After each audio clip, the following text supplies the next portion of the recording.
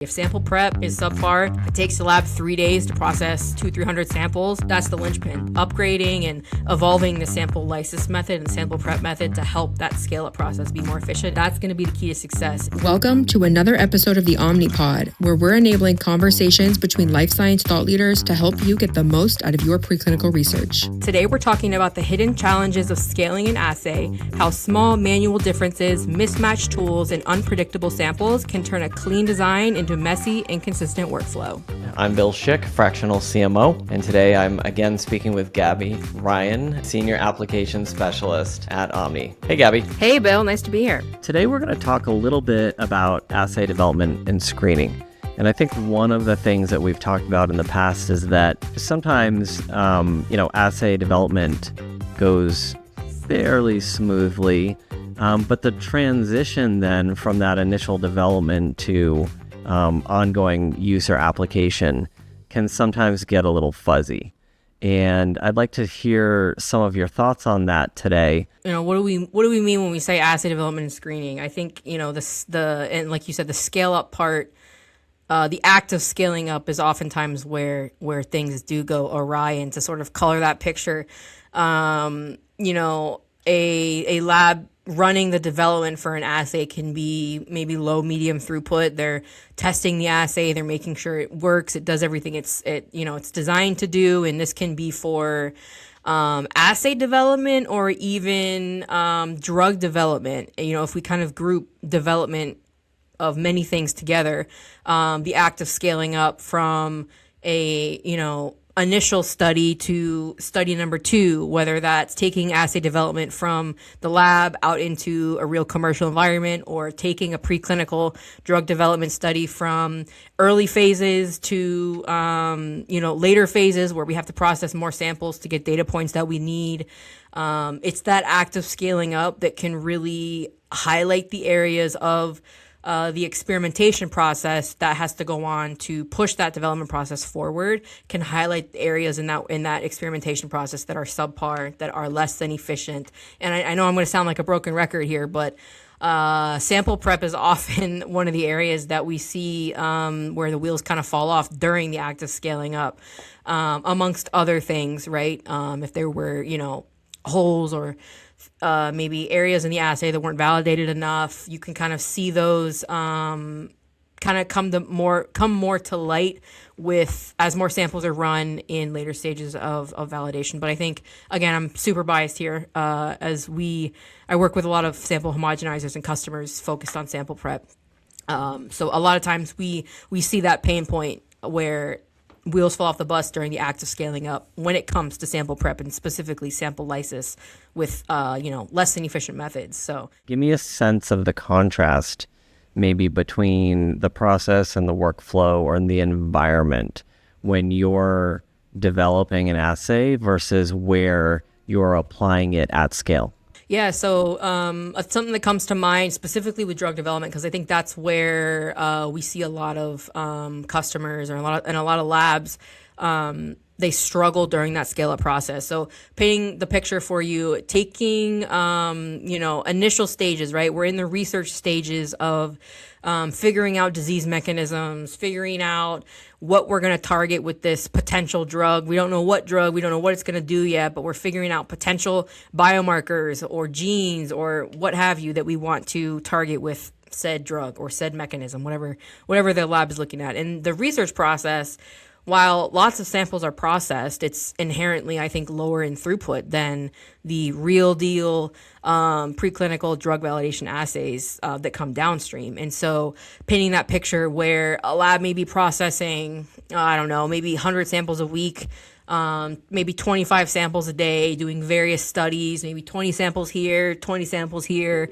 And then as they learn more, right, it's kind of like a narrowing funnel. As you learn more, you maybe run less assays, less types of assays. You've honed in on this one target, but you're running maybe more samples through that target. And then once the research stage kind of ends and you kind of move into, okay, we've identified a drug candidate, we've identified mechanisms, all that stuff, then becomes the real preclinical drug validation assays, where you then have to move away from the disease research and move more into, okay, well, more so into like that, into the ADME tox stuff and the DMPK work, where we have to not only, we understand what the drug does, but we have to understand how that drug is, absorbed into the body, how the body processes it, how it gets rid of it, does it affect any of the organs in the body? And so being able to do that means having to pull down in animal models virtually every single tissue and run every single tissue through some kind of an assay to show, efficacy of the drug in whatever, in any area that means, right? And a lot of times that's a lot of samples. Inherently, we see customers that will have a semi-manual process, rotor stator, like a handheld homogenizer, tissue homogenizer in the research phase that does what it needs to do. They scale up. They're processing now. The drug development lab, the preclinical lab is processing 500 samples a week now, and that handheld homogenizer is not going to cut it, not going to do the job. And so it's the act of scaling up that really shines a light on the areas that aren't doing what they need to do. And I think sample prep is a big area where we see that really doesn't match where it needs to be for the lab processing that many samples. I think that's a good point. And I think, too, the difference in variability across the environments. So if you're in the process of developing an assay and you use, one manual approach during that, because you said something about, 20 samples here, 20 samples there. That, I think, that throughput, I think, is more than manageable on a handheld device. But then you go to scale up, and let's say the method or the application, it calls for that handheld device.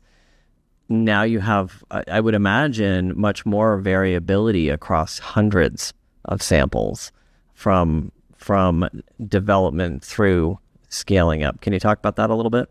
Yeah, so absolutely. Variability is definitely one of the, I think, indicators that we see when a sample lysis process isn't efficient, isn't doing what it needs to do for the context, right? It's all about the context. Like you said, if a customer is processing or a lab is processing 20 samples a day, that's manageable, right? But when you start adding zeros to that, 200, God forbid, 2,000 samples a week, I don't know about you, but I don't want to be at the bench processing that number of samples with a manual homogenizer. And so it's really the context around that. But the variability that can end up resulting and end up being an indicator that manual process for lysis isn't doing what it needs to do is one of the primary factors that we see when the scale-up process sort of goes awry. And so whether that be variability in the individual samples and physically how they're processed. So some samples are fully homogenized, they're pipettable. Other samples have tissue chunks still left at the bottom. And, there's sort of a, what's the word I'm looking for? There's a sliding scale, right, for each sample, whether it's fully processed or left with some tissue chunks in the end. And you can imagine you want every sample to look the same, right? Because the downstream instrument doesn't know the difference and isn't going to treat a half-processed sample different than a fully processed sample. It's going to treat every sample the same when you're putting your instrument or your samples into your automated nucleic acid extraction, or even your if you're using like a manual kit, you're like a spin column based or even mag bead based. Those mag beads don't know that your sample was half processed. The spin column that you're loading your DNA, your sample lysate into, doesn't know that your sample was half processed. So you begin to have issues downstream, and the variability really shows either in the extraction process of the analyte. You have columns that get clogged, you have pipette tips that get clogged, and that ends up being more time for the scientist having to manual and baby that sample, whether it's go back and reprocess it and the rest of the samples are left sitting, or however that looks for the lab. It ends up being the variability aspect on the front end for sample prep ends up showing up downstream and ends up costing the lab more time, resources, money, the whole 9 yards. And it's just something that I feel very passionate about, as you can probably tell with the examples I'm giving and what have you. But we see it so often, and being able to see the light bulb go off in a lab's eyes, right? And a lab manager and the lab scientist at the bench, when we feed a system like the Bead Ruptor Elite into their lab and they see like, oh my gosh, I don't like, they don't know what to do with themselves sometimes. It's like, I have all this free time now. I'm not at the bench processing all these samples. The Bead Ruptor's doing it for me. All I have to do is load the samples in. It does it for me in a 30 seconds, a minute and a half, and that's it. And so it really allows the lab to not only scale up, but also start thinking about what happens next. Because when you scale up, when you get to a point where you're able to consistently and efficiently process 100 samples a day, it's like, oh, wow, we can process 100 samples a day. What can we do next? What other projects can we start working on and run in parallel that we previously didn't have time for? So you can kind of see where, the snowball starts rolling down the hill, and it really opens the door for efficiency in every process for the lab and what they can do moving forward now that they've got an efficient sample prep method. You'd mentioned the downstream equipment doesn't know the difference between a fully processed and a half processed sample with chunks in the bottom of it. Okay, that makes sense. But what is the real problem with that? Aren't I going to get what I'm looking for out of that anyway? Yeah, so if we go back to a little bit of basic biology, if a customer is processing, let's say, 10 milligrams or 100 milligrams of liver tissue for an RNA extraction, let's say, the RNA lives inside. We sort of go back to, I'm going to use my Lego analogy. So like the finished Lego house that's built is the liver tissue in its entirety, that little chunk.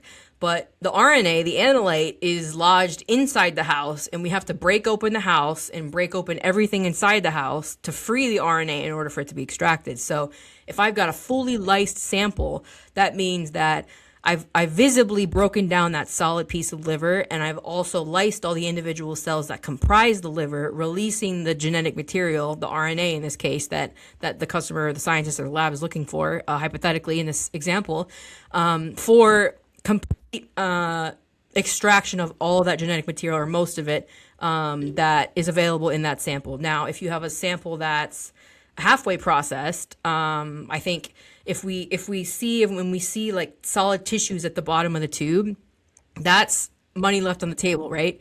That's RNA left inside the tissue, that's left inside the cells, it's left inside the tissue that hasn't been processed. And for a lab that's wanting to look at a whole sample and get an accurate and a representative data point from each sample in each 100 milligram tissue size, a half processed sample is giving you half of a picture, right? So, you can it's like literally cutting a picture in half versus having the whole thing, render in full res, and the entire picture's there. So leaving half a tissue processed in the tube is literally like leaving half of, your salary on the table, right? You want to bring it all home. So you need to lyse all the tissue in order to read the full data point and get an accurate representation of whatever data point you're looking for inside of that tissue sample. Your assay is really only as strong as your weakest link. And that's true for a lot of things in what we do.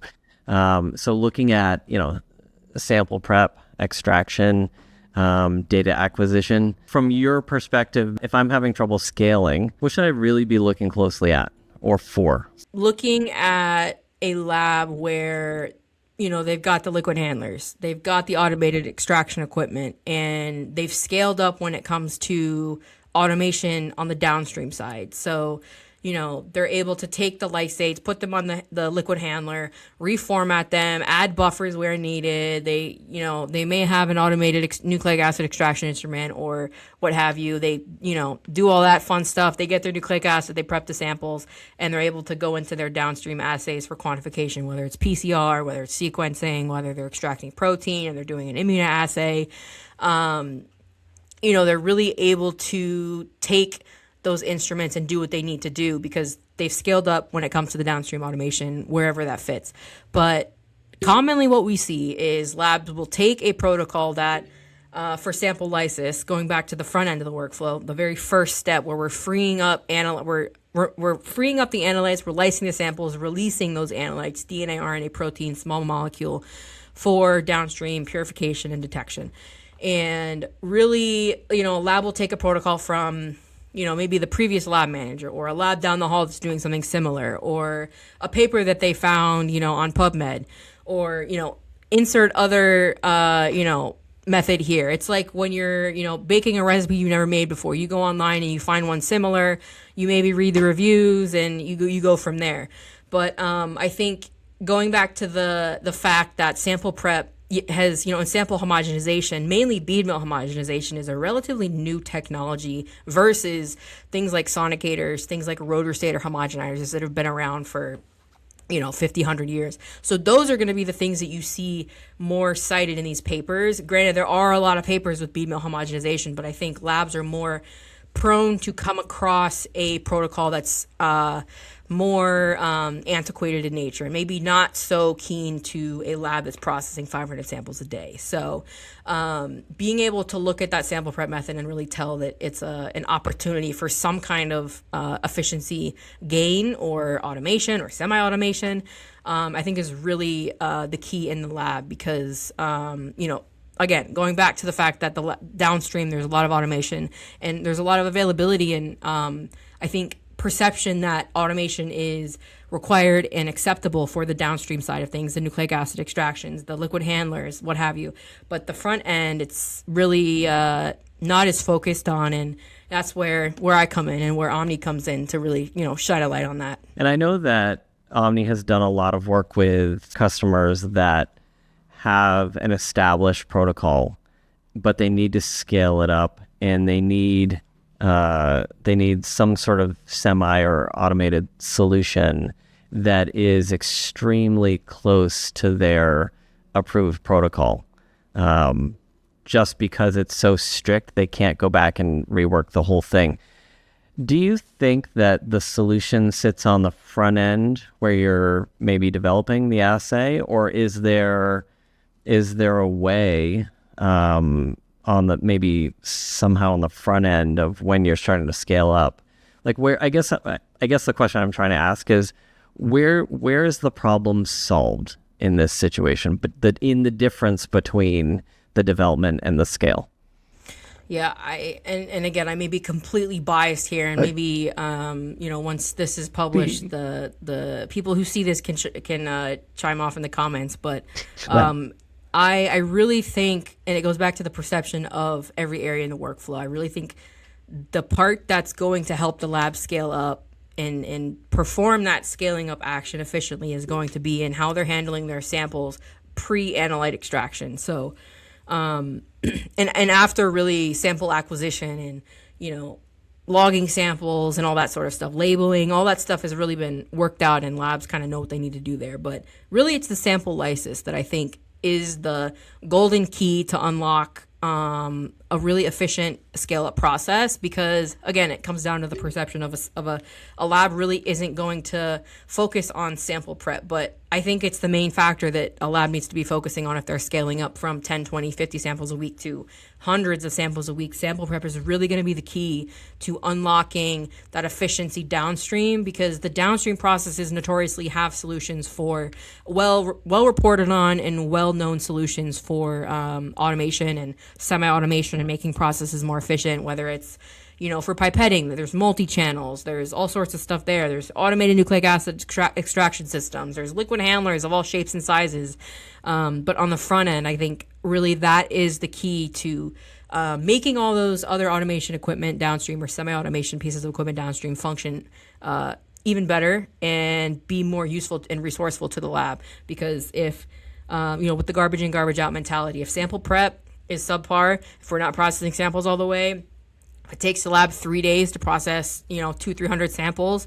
That's the linchpin. That's going to be the key to success, is really upgrading and evolving the sample lysis method and the sample prep method to help that scale up process be more efficient and smooth and allow the lab to scale up and then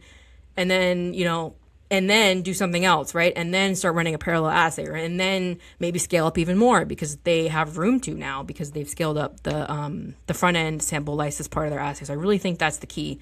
And again, I may be totally biased here, Bill, but in my opinion, based on the experiences I have, I think that's really, really going to be the key. Well, thank you again, Gabby. Yeah, it was great talking to you, Bill. Thanks.